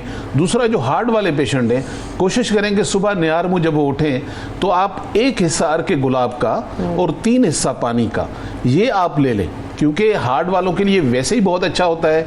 और बस जहन में ये रखें कि अर्के गुलाब प्योर होना चाहिए। प्योर की निशानी ये है कि उसमें खुशबू नहीं होती, मतलब इतनी ज़्यादा खुशबू नहीं होती, और कहीं से भी वो मिल सकता है। और ये जो कार्डियक पेशेंट है, इनको जो प्यास लगती है 10-11 बजे, अच्छा, अल्लाह ताला की एक और नेमत है जो इस मौसम में भी अवेलेबल है और हर वक्त होती है, वो है आपके नारियल का पानी। ये 1 गिलास जो पानी है, ये 8 गिलास पानी की गुंजाइश रखता है, यानी कि इसको पीने के बाद आप तकरीबन, यानी कि समझ लें कि अगर 8 गिलास पानी आपने पीने हैं तो वो 1 गिलास पूरा करता है। और आम सा ये मिल जाता है जो कॉमन है, और बड़े फायदे हैं भाई इसके बड़े फायदे हैं। सुबह सवेरे पाकिस्तान,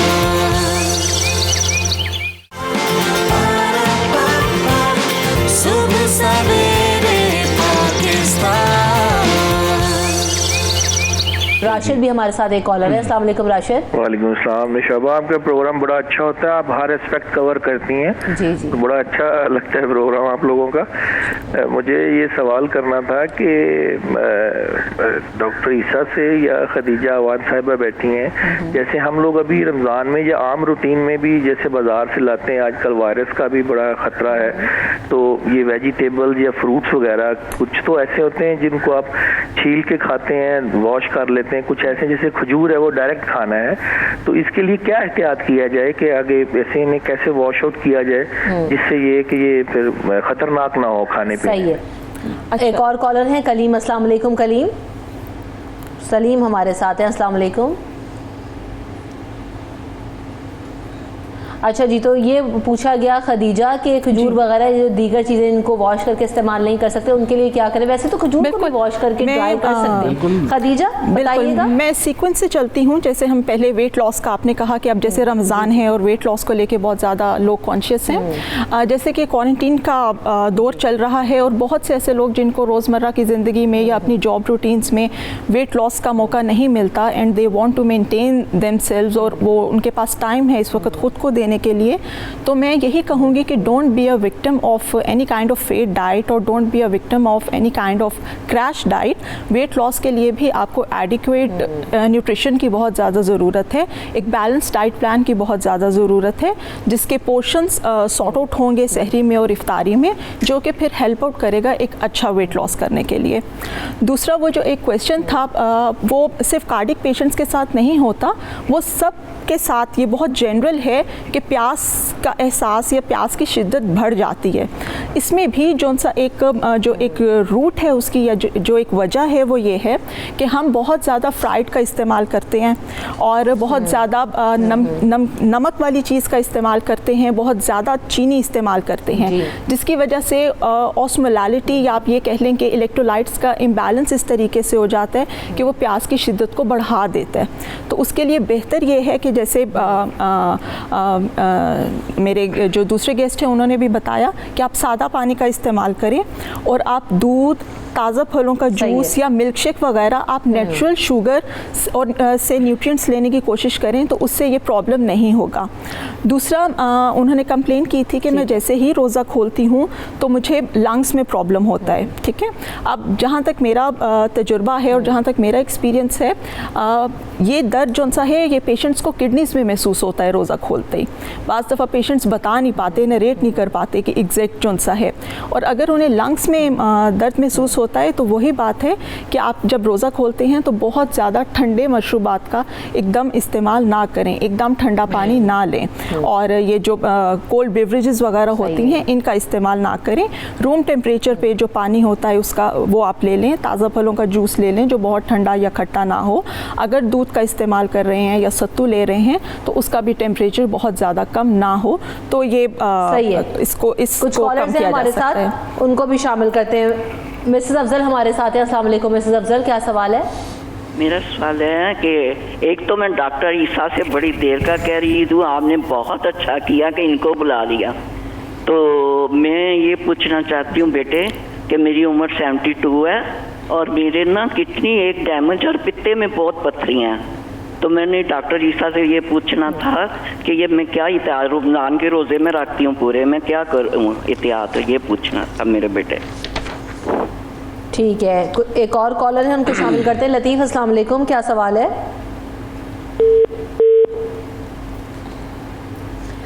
नसीर भी हमारे साथ हैं। अस्सलाम वालेकुम नसीर।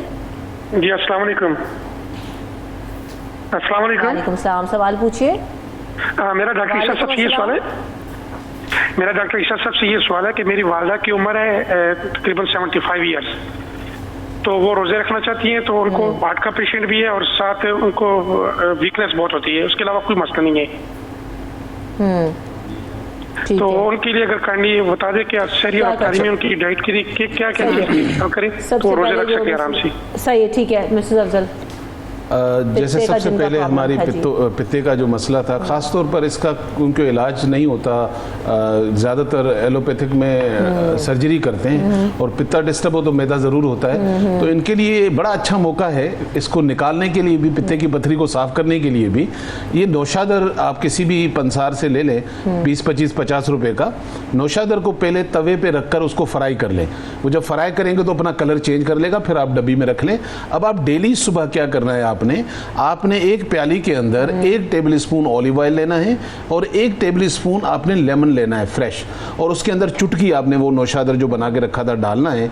ये सुबह आप निहार मुंह ले लें, उसके कुछ 15-20 मिनट का गैप देकर, वैसे तो हम 1 घंटा कहते हैं लेकिन सहरी में क्योंकि इतना टाइम नहीं होता, तो आप 20 मिनट के बाद अपनी सहरी स्टार्ट करें। इससे ये होगा कि वो जो पित्ते में पथरी है तो उसके निकलने के चांसेस बहुत ज़्यादा बढ़ जाते हैं। सेकेंडली ये है कि वो जो दर्द वगैरह की कैफियत होती है वो भी सही हो जाती है। जैसे दूसरे हमारी एक भाई ने कहा कि उनकी वालदा हार्ट की पेशेंट भी हैं और वो थोड़ा वीकनेस फील करती हैं, तो ये अल्लाह ताला ने मौका दिया है, अगर उनको शुगर नहीं है तो जितने भी फ्रूट्स अवेलेबल हैं एक पूरा प्याला बनाएं चाट का, उनको डेली खिलाएं। और सेकेंडली सोयाबीन ले लें। सोयाबीन का मैं पहले भी जिक्र कर चुका हूँ, इसकी अंदर जितने फ़ायदे हैं, अब टाइम कम होने की वजह से मैं नहीं बता पाऊँगा, लेकिन सोयाबीन का आटा बना लें और घर में जो आटा आप इस्तेमाल करते हैं, अगर 1 किलो गंदम का आटा है तो 1 किलो आप सोयाबीन का आटा मिक्स कर लें।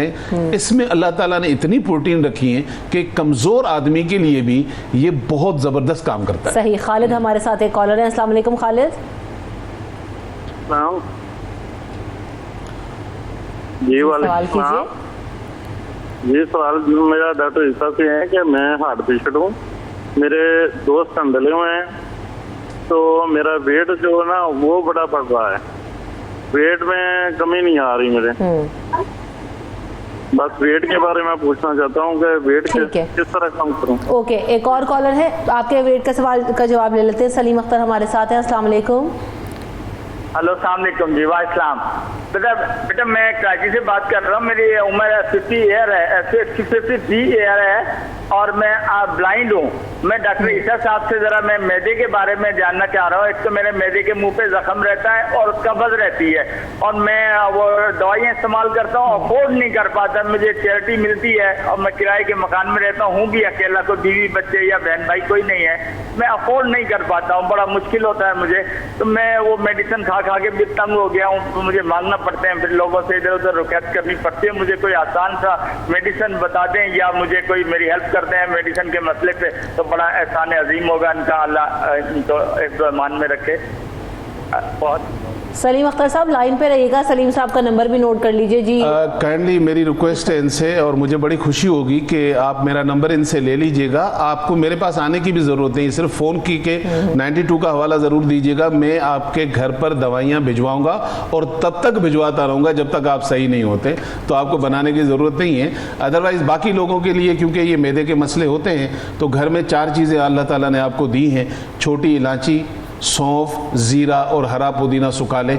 इन चारों चीज़ों का पाउडर बना के रख लें। ये मैदे की बेहतरीन दवाई है, चाहे अल्सर हो, चाहे एसिडिटी हो, गैसेस बनती हो। आधा चमचा आप सहरी से पहले ले लें और आधा चमचा आप रात के डिनर से पहले ले लें। तो ये दोनों चीज़ों दोनों वक्त में इस्तेमाल करें तो आपके मैदे के काफ़ी मसाइल बेहतर हो जाते हैं। सही है। और एक और सवाल था, स्टेंट चले हुए उनके, हार्ट पेशेंट है, खालिद साहब का सवाल था जी, और वेट बहुत बढ़ गया उनका। अच्छा जी, अच्छा ये देखें, जहनी तौर पर ये आपको समझना पड़ेगा, और उन बाकी लोगों को भी जो खास तौर पर हार्ट के पेशेंट हैं, उनके लिए ज़रूरी है कि कोलेस्ट्रॉल उनका कंट्रोल हो और उनका वेट कम हो। स्पेशली ये जो हमारा पेट है, और ये पापी पेट अंदर बहुत मुश्किल से जाता है, तो इसके लिए ज़रूरी है कि आप एक काम करें, और आसान है रमज़ान में करने के लिए। चिया सीड के नाम से अक्सर लोगों को तुख मलंगा मिल जाता है, लेकिन चिया सीड क्योंकि बाहर से आता है और मिल जाता है, हमारे यहाँ भी आम होता है। अच्छा, चिया सीड जो है 1 टेबल स्पून आप भिगो के रखें रात भर, और सहरी में उठें आप उसमें आधी चमची दालचीनी का पाउडर डालकर आप सुबह ये निहार मुँह पिएं, फिर एक शाम को भिगो के रखें। जब आप इफ्तार करेंगे तो पहले आप सुन्नत अदा कर ले खजूर के साथ, और उसके बाद आप पहला ये गिलास पानी का वैसे ही पिएंगे जैसे आपने सहरी में पिया था। इससे बड़ी स्पीड के साथ आपका पेट अंदर जाने लगता है, और उसके फायदे अलग है। सही है। तो खदीजा, ये जो ऑयली चीजें हैं उनको भी अवॉइड करें, और हेल्दी डाइट किस तरह के लें कि कोलेस्ट्रॉल लेवल भी कम हो और जो लोग वजन कम करना चाह रहे हैं उनको भी हेल्प मिले। जी खदीजा। बिल्कुल, सबसे पहले तो जो लोग वजन कम करना चाह रहे हैं मैं उनसे बात करना चाहूँगी कि जैसे ही रमज़ान आता है तो सबका ये अलार्म बजना शुरू हो जाता है कि वज़न कम होना चाहिए और वज़न कम करना चाहिए। लेकिन मैं ये एक चीज़ यहाँ पे क्लियर कर दूँ कि जिस तरह से हमारा एक ट्रेंड है इफ्तार का और सहर का, उस ट्रेंड में रहते हुए, उस जोन में रहते हुए, Ramzan is not an easy month to reduce your weight. Ramzan बहुत मतलब कि एक चैलेंजिंग मंथ होता है वज़न कम करने के लिए। उसकी रीज़न ये है कि हम इफ्तारी के बाद भी रेस्टिंग मोड में होते हैं और सहरी के बाद भी रेस्टिंग मोड में होते हैं। एक बहुत छोटा टाइम पीरियड होता है जिसमें हमने अपनी सारी न्यूट्रिशन को पूरा करना होता है, और एक बहुत लंबा टाइम पीरियड होता है जिसमें कि आप कुछ नहीं लेते, आप फास्टिंग में होते हो, तो मेटाबॉलिज्म स्लो हो जाता है, और फिर हाइड्रेशन बाज़ दफ़ा एक इशू बनती है, कम फिज़िकल एक्टिविटी एक इशू बनती है कि वज़न का कम करना मुश्किल हो जाता है। तो इसके लिए आपको बहुत ज़्यादा ख़ुद के साथ एक कमिटमेंट चाहिए होती है, ताकि वो जो आवर्स हैं जिसमें आप अपनी न्यूट्रिशन को पूरा कर सकते हो, उसमें आपकी हाइड्रेशन, आपकी फ़िज़िकल एक्टिविटी और फिर आपका डाइट प्लान, वो सब चीज़ें एक बैलेंस तरीके से स्केड्यूल हो जाएं। इसके लिए मैं 2 चीज़ों की बात करूँगी, सबसे पहले क्वांटिटी और उसके बाद क्वालिटी। तो क्वांटिटी की अगर हम बात करते हैं तो जो अगर 100% हम न्यूट्रिशन को लें तो उसमें जो सबसे बड़ा पोर्शन होता है 40 to 50% वो हमने इफ्तार में कंज्यूम करना होता है। उसके बाद 30 to 40% हमने सहरी में कंज्यूम करना होता है, और 10 to 20% के जो स्नैक्स होते हैं वो लेट नाइट के लिए होते हैं। ये तो बात हो गई क्वांटिटी की। अगर हम क्वालिटी की बात करें कि हम क्या लें, तो उसके लिए सहरी से स्टार्ट करते हैं कि सहरी में आपको गुड क्वालिटी ऑफ प्रोटीन्स चाहिए। वो जो सारा साल हम हाई प्रोटीन डाइट के पीछे भागते रहते हैं ना, ये टाइम है उस प्रोटीन को कंज्यूम करने का। Good quality of protein consume करें, good quality of fat consume करें, क्योंकि प्रोटीन और फैट डाइजेस्ट होने में थोड़ा वक्त लगाती हैं और आपको रोज़े में एक हिम्मत ताकत दिए रखती हैं, आपके स्टोर्स बनाए रखती हैं जो कि आपका रोज़ा गुजारने में हेल्प आउट करते हैं। उसके बाद आपका जो इफ्तार है उसमें जैसे सबसे पहले कि हाइड्रेशन की हमने बात की कि अपनी हाइड्रेशन को पूरा करें, सीजनल फ्रूट्स और सीजनल वेजिटेबल्स का ज़्यादा इस्तेमाल करें। अच्छा, यहाँ पर एक और क्वेश्चन था सफाई सुथराई को लेकर, तो कि खजूर जिस तरह से हम उसको पका कर नहीं खाते, तो उसको तो मैं ये सिर्फ खजूर के लिए नहीं कहूँगी, बल्कि 1 to all मेरी कोशिश होगी कि मैं सारी ग्रुप्स को कवर करूँ कि अगर फल और सब्जी आ रही है तो उसको अच्छे से बहुत शुक्रिया धोकर इस्तेमाल करें। वक्त मेरे पास बिल्कुल ख़त्म हो गया इस भाई, आपने वक्त दिया, आपका हमें दीजिए इजाज़त अल्लाह ने के बाद।